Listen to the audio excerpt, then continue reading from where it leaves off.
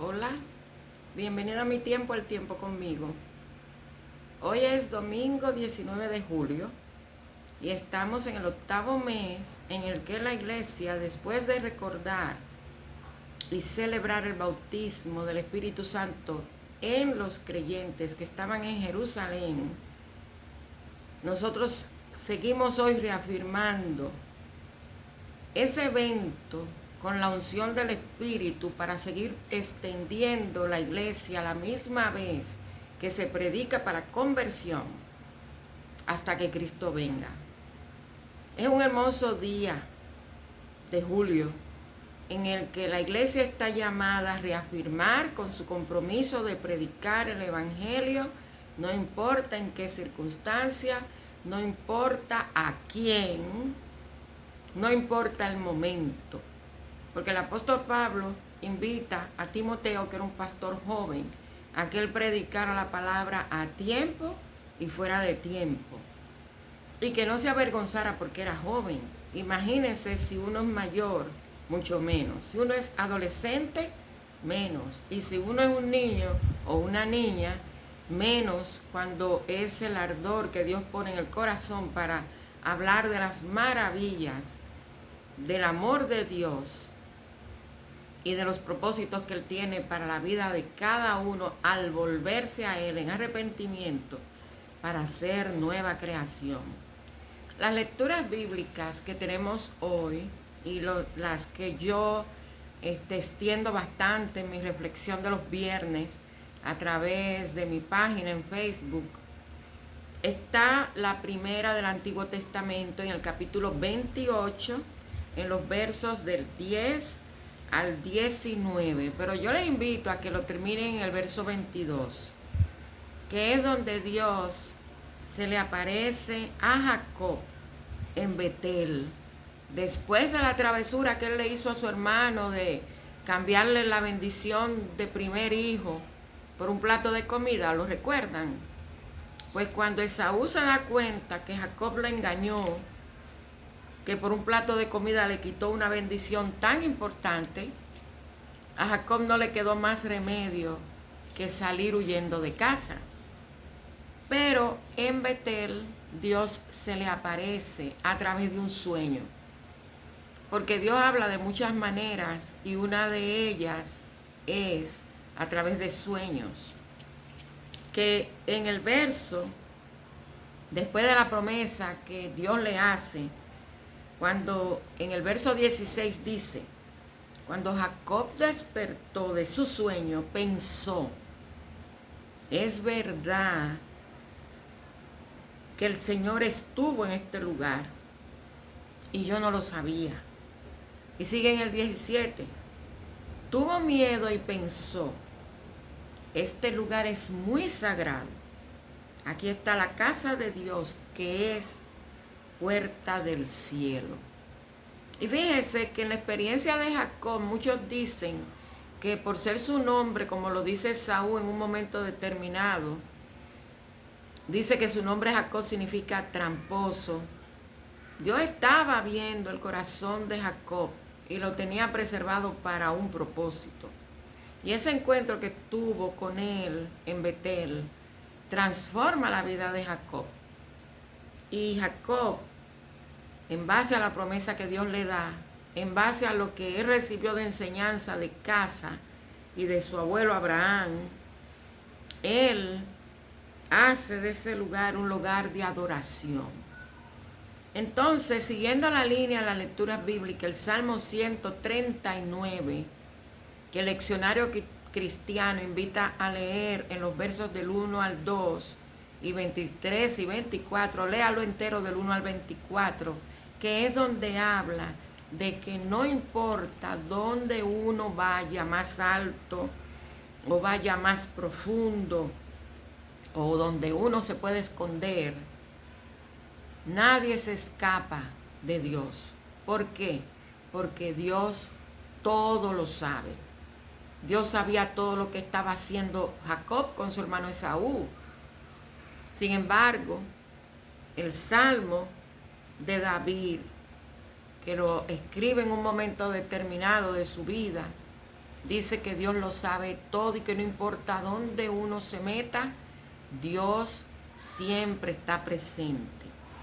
Por su parte, la carta que viene del Evangelio, que viene del Nuevo Testamento, seguimos leyendo en el capítulo 8 de la carta que escribe el apóstol Pablo a los romanos, en los versos del 12 al 25.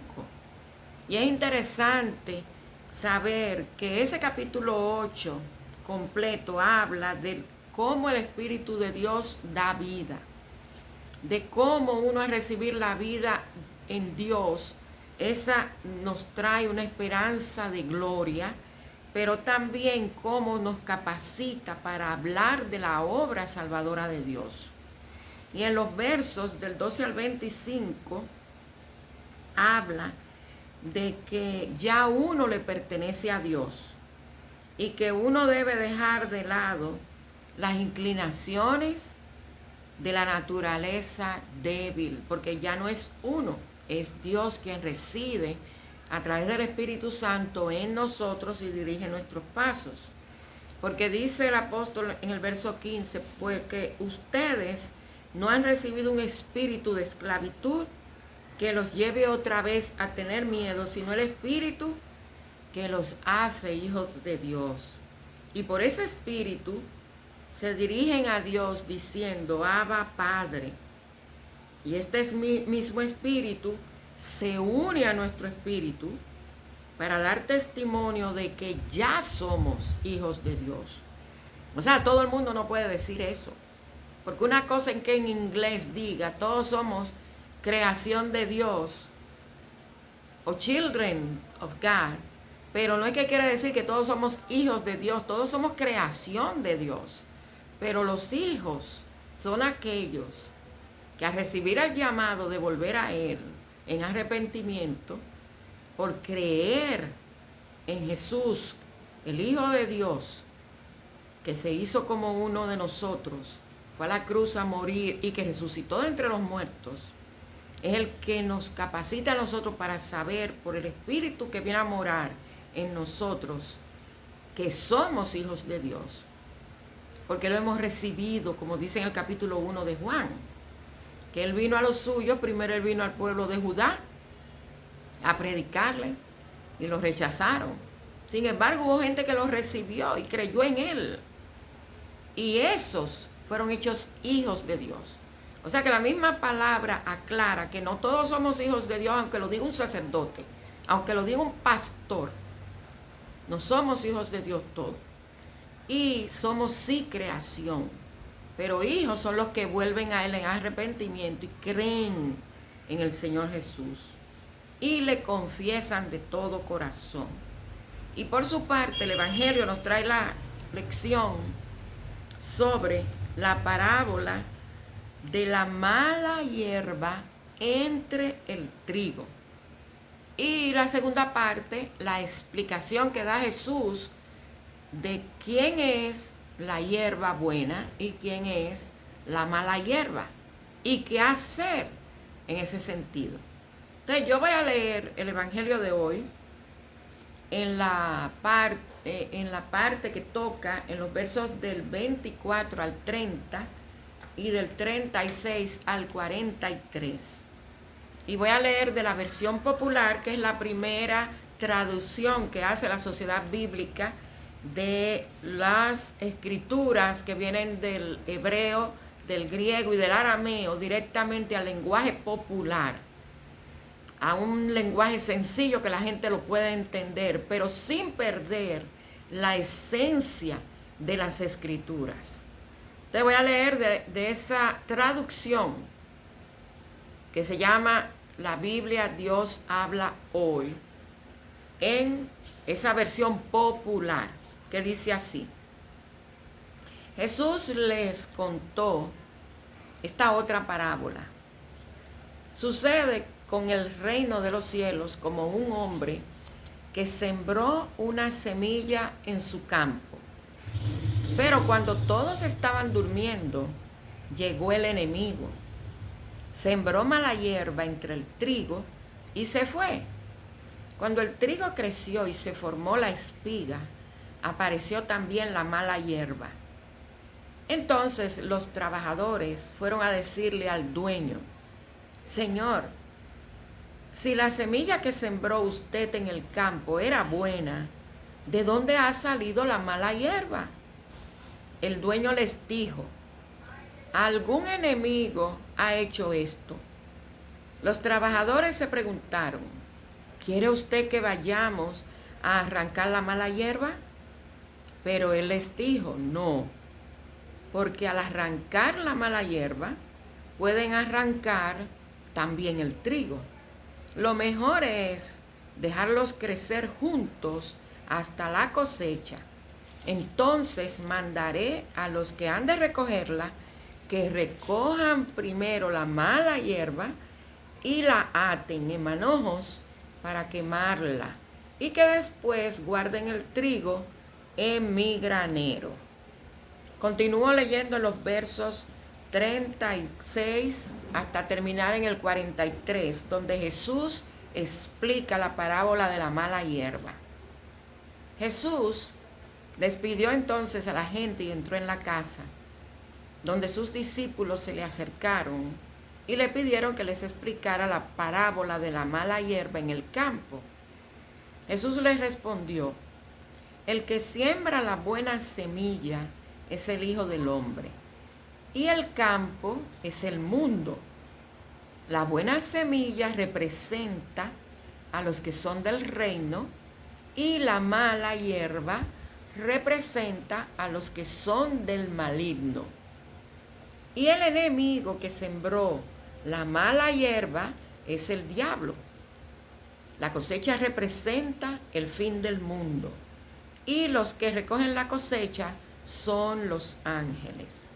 Así como la mala hierba se recoge y se echa al fuego para quemarla, así sucederá también al fin del mundo. El Hijo del Hombre mandará a sus ángeles a recoger de su reino a todos los que hacen pecar a otros y a los que practican el mal. Los echarán en el horno encendido, y vendrán el llanto y la desesperación. Entonces los justos brillarán como el sol en el reino de su Padre Dios. Los que tienen oídos, oigan.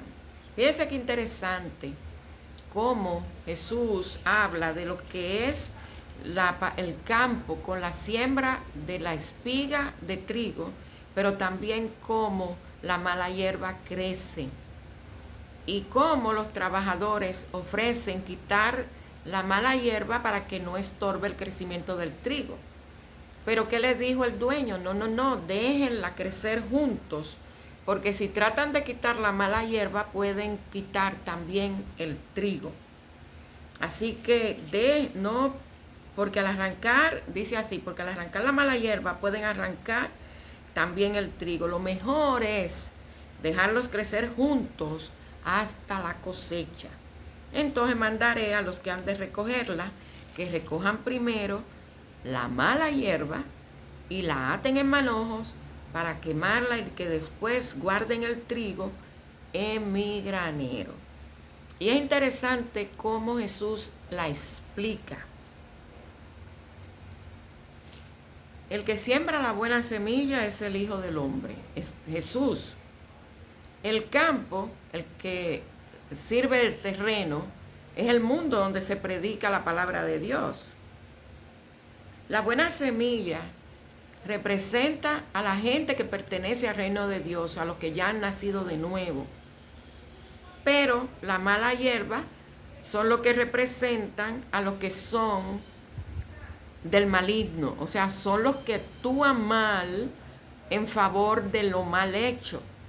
Fíjense, por eso es que no todos somos hijos de Dios. Y el enemigo, el que sembró la mala hierba, específicamente así, y llano Jesús lo dijo, es el diablo. Porque el diablo es el que manipula con mentiras a los que están separados de Dios, los engaña, los envuelve. Y si usted quiere saberlo y entenderlo, vaya al Génesis capítulo 3 y vea cómo el enemigo representado en la serpiente engaña al ser humano para que se rebele en contra de Dios, tocando un árbol y comiendo de un fruto que Él le había dicho que no comieran y que le había dicho por qué no debían comerlo. Entonces vea la interacción de la conversación, porque no es solamente un hombre, no es solamente una mujer, esas son representaciones de la humanidad, de cómo el ser humano desobedece. Porque entonces llegaríamos hoy a la conclusión de que todavía tenemos muchos Adán y mucha Eva que siguen pecando y que se siguen llevando del maligno, del diablo, y están haciendo muchas cosas malas, que son las que representan a la hierba mala aquí en la parábola de la hierba buena y del trigo malo. La cosecha representa el fin del mundo. O sea que cuando el Señor venga a recoger ya, que vengan los últimos tiempos y el Señor vuelva, es la cosecha. ¿Y quiénes son los que recogen esa cosecha? Los ángeles. Y lea las cartas donde se revela cómo va a ser cuando el Señor regrese. ¿Qué es lo que va a ver todo el mundo? ¿Qué es lo que va a escuchar todo el mundo cuando Cristo venga? Así como la mala hierba se recoge y se echa para quemarla, también así va a suceder con el fin del mundo. O sea que la mala hierba no va a tener oportunidad de salvación, porque cuando el Señor venga va a ser muy tarde. Es como las vírgenes que están para la boda, que tienen sus lámparas con poco aceite y pretenden que las que son previsoras les den de su aceite y entonces se queden sin nada, y cuando venga el novio a buscarla para la celebración, entonces se quedan. ¿Y por qué se quedaron? Porque cuando llegó el novio no estaban preparadas, estaban buscando aceite porque no estaban listas. ¿Qué pasa también con la experiencia de Noé?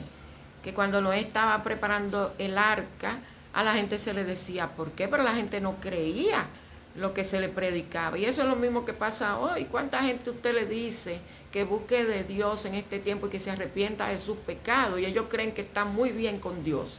Y creen que buscándolo a través de una secta, inclusive comparando una secta con los hijos de Dios, con la iglesia de Dios, con el pueblo de Dios. Eso es llegar a un extremo tan ignorante de decir que una secta le parece a los cristianos. No, hermano, no confunda, porque el aceite y el agua no se mezclan.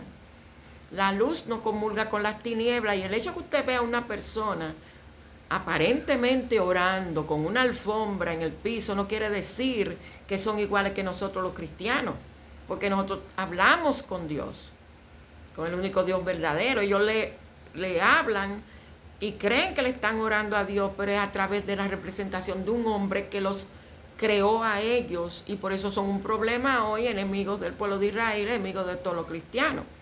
Entonces, porque ellos hagan eso, porque entonces los budistas son igual que nosotros, entonces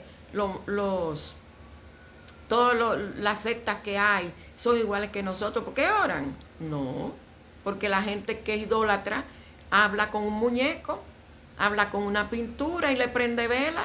¿Y qué dice el Señor? Que rechaza eso, algo que usurpe su lugar. Entonces nosotros no somos todos iguales, ni siquiera en eso. Así que como la mala hierba se recoge y se echa fuego para quemarla, así va a suceder con el fin del mundo. El Hijo del Hombre mandará a sus ángeles a recoger de su reino a los que hacen pecar a otros. Usted quiere saber cómo usted hace pecar a otro cuando usted distorsiona la palabra de Dios. Cuando usted sabe que la Biblia dice que nosotros tenemos que vivir una vida santa, y usted se atreve a decir que Dios en el pecado te ama y te acepta con ese pecado, practicándolo. No, Dios no es Dios de doble ánimo, Dios es santo. ¿Cómo usted hace pecar a otra persona? Que usted, si una persona no se da cuenta de algo que sucedió, y usted llama por teléfono o le escribe un texto para decirle, ¿te diste cuenta de qué pasó con este o aquella durante la adoración o en el trabajo, en la oficina? Que pone al otro en lo que no está, usted está haciendo piedra de tropiezo para otra persona. Y eso por ponerle ejemplo nada más. Los echarán al horno encendido y vendrá el llanto y la desesperación. Pero los justos brillarán como el sol en el reino de su Padre. Los que tienen oídos, oigan. Pero una cosa interesante que yo quiero recalcar es que cuando los obreros le dicen al dueño del terreno que les permitan arrancar la cizaña, la hierba mala que está creciendo alrededor del trigo, él le dice no, porque ahí, quitando la mala hierba, es posible que también arranques la buena que es el trigo que va a dar fruto. Y eso es un llamado de atención, porque hay personas que a veces se creen más cristianos que el mismo apóstol Pablo, o que el mismo Jacob, o que el mismo Abraham, o que la misma Ana, la profetisa, o que la misma Ruth, que siguió a su suegra a un pueblo y a una fe desconocida, siendo ella moabita de otro pueblo pagano. Muchas veces creen que son dueños de la iglesia. Nadie tiene derecho a sacar a nadie de la iglesia. Uno como tiene el deber, porque la Biblia lo dice, uno tiene el deber de llamarle la atención a esa persona, de hacerle ver que está en error. Pero también uno tiene que mantenerse velando y orando, porque la palabra también dice que uno debe mantenerse en oración, porque uno también está en la carne y la carne es débil y el maligno anda rondando buscando a quien devorar. Y a veces se tiene un celo tan grande por las cosas de Dios que hay personas que se adueñan de las cosas de Dios y a veces botan gente de la iglesia. Y eso está muy mal hecho, porque la iglesia no es suya. La iglesia no es de los seres humanos. La iglesia es la reunión de los creyentes, es la asamblea de los creyentes. De eso es lo que significa la palabra eclesia en griego. Asamblea, reunión de un grupo de personas que tienen un mismo objetivo, que tienen una misma misión, tienen un mismo sentir. De ahí que viene la palabra iglesia. Fíjense que en Antioquía, cuando ya el evangelio, ya después de Jerusalén, ha comenzado a caminar y ya los apóstoles comienzan a predicar y ya Pablo está convertido, camino a Damasco, ahí en Antioquía es donde comienza la gente de manera burlona a decirle a los del camino, a los seguidores de Jesús, los cristianos, que viene la palabra Cristo, que en griego quiere decir ungido y se refiere a Jesús. O sea que uno tiene que tener mucho cuidado, uno tiene que estar muy lleno del Espíritu y estar constante oración, porque uno es guarda del hermano. Uno tiene que hacer lo contrario a lo que dijo Caín cuando le preguntó el Señor para confrontarle su responsabilidad de amar al prójimo como uno mismo. Uno es guarda del hermano. Por eso es que el primer mandamiento de amar a Dios sobre todas las cosas se ejemplifica en las relaciones humanas, no de familia nada más, no de los amigos favoritos, en el ser humano, pero sin caer en pecado. Entonces nadie puede venir a pretender, a querer arreglar la iglesia o limpiar la iglesia, sacando gente de la iglesia, porque eso le toca al Señor. Eso es un trabajo de Dios. Porque Dios se encarga, incluso si usted comienza a orar, y eso lo digo yo como pastora, y eso lo digo yo porque yo lo he hecho toda la vida, y lo afirmé como pastora. Cuando usted cree que una persona está mal y está haciendo daño porque el Señor le ha dado la visión, le ha revelado lo que está pasando, usted tiene que llenarse del Espíritu y sentarse a hablar con esa persona con la palabra en la mano y dejársela a Dios, porque la iglesia no es suya, del pastor, no es del obispo, no es de un superintendente, no es de ningún laico, porque nosotros somos todos parte de un pueblo y de un cuerpo. Y nadie puede decirle a otro, no te necesitamos, porque el cuerpo humano necesita otro órgano para funcionar como debe ser. Aunque a los médicos les encante sacar algunos y decir que no se necesita, pero por algo Dios lo puso ahí, como el apéndice, por ejemplo. A veces la misma tiroides. Entonces, nosotros tenemos que tener mucho cuidado de que por arreglar un problema, creyendo que a nosotros nos toca arreglar ese problema, quitándole a Dios su trabajo, que aunque uno no se lo quita a Dios, porque Dios sigue trabajando, porque Dios nadie lo manipula, Dios está sobre todo. pero no caiga en pecado usted. Ore y hable con esa persona con la palabra en la mano y entréguesela al Señor. Porque mientras usted está buscando arrancar la cizaña en el pueblo de Dios, entre la iglesia, usted le está haciendo daño a otro, porque usted está haciendo piedra de tropiezo para otro. Porque los demás ven, escuchan y piensan, y todo eso se combina con lo que se siente hacia Dios.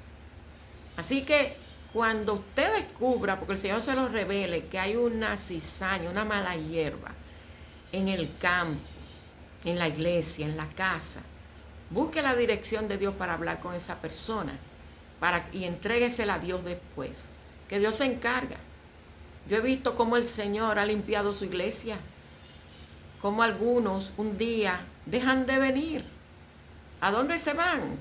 Bueno, algunos se han ido a otras congregaciones a seguir adorando, pero ¿y si Dios le tiene el propósito a esa persona especial en esa otra congregación?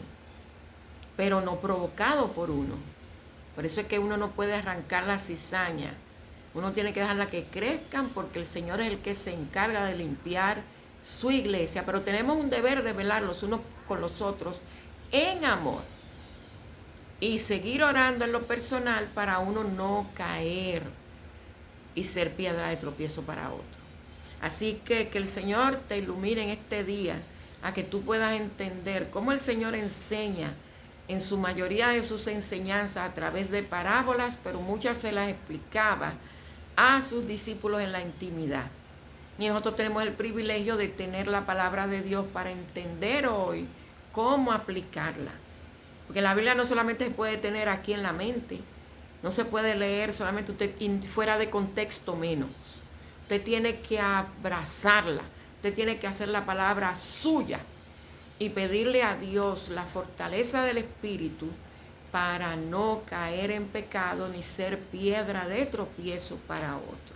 Así que en este octavo domingo, en el que la iglesia sigue celebrando esa experiencia en Jerusalén y que el Evangelio se sigue extendiendo a pesar de la persecución, a pesar de los partidos políticos comunistas, socialistas, a pesar de los que dicen ser demócratas pero son enemigos de Dios, a pesar de los que se benefician siendo de un partido y cogiendo y dejando, pero la iglesia sigue caminando. No importa las leyes, la iglesia sigue caminando. No importa, porque cuando el Señor sabe que hay 2 o 3 reunidos en su nombre, Él está ahí en medio de ellos, dando bendición y vida eterna. Así que sigamos gozándonos con el centenario de la Segunda Iglesia Evangélica Dominicana en Ciudad Nueva. Ayer tuvimos una bendición hermosa de pasar un día afuera en la calle con la comunidad, por la que yo me atreví, que yo nunca hago eso, me atreví a pedir una ofrenda especial para cubrir los gastos de ayer. Pero la espera, ¿verdad?, es la virtud del cristiano. El Señor es el que hace la obra. La semilla está esparcida, el Evangelio se ha predicado, el Señor es que lo hace prosperar en el corazón de aquellos que quieran dar. Así que Dios les bendiga. Y no se preocupen, que Dios, como dice el Salmo 139, lo sabe todo.